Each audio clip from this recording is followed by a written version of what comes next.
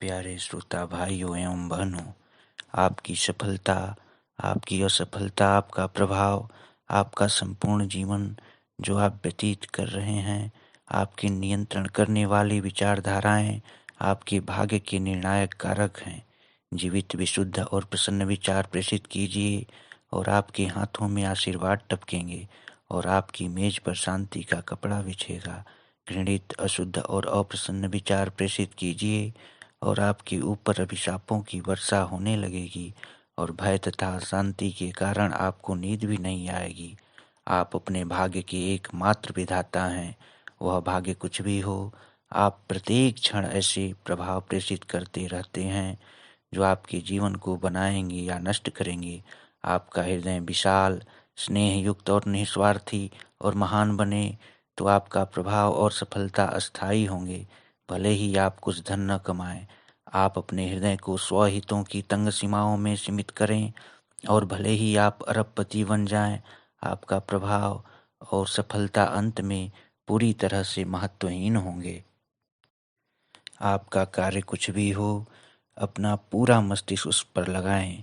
अपनी क्षमता के अनुसार अपनी पूरी शक्ति उसमें झोंक दें।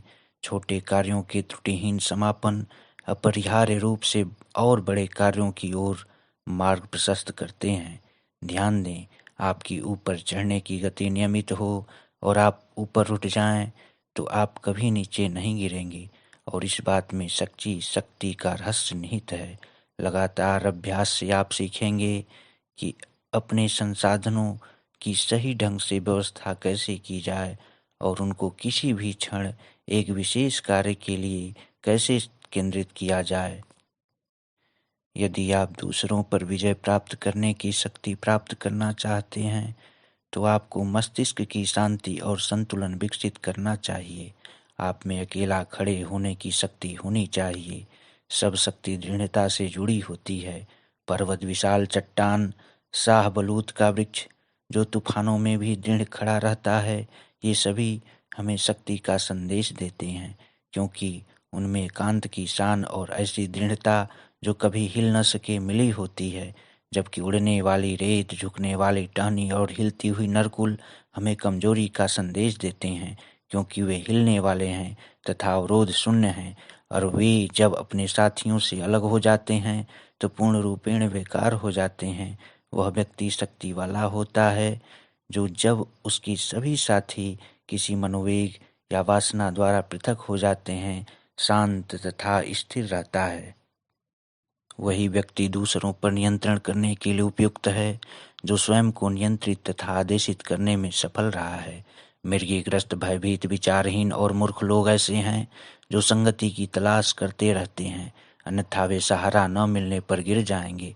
परंतु शांत, निर्भीक, विचारशील और गंभीर ऐसे लोग हैं जो यदि पर्वत के शिखर पर भी चढ़ जाएं तो उनकी शक्ति में और शक्ति जुड़ जाएगी और वे अधिकाधिक सफलतापूर्वक बुरे प्रभावों और मुसीबतों जो मानव जाति को घेरे रहती हैं को नियंत्रित कर सकेंगे।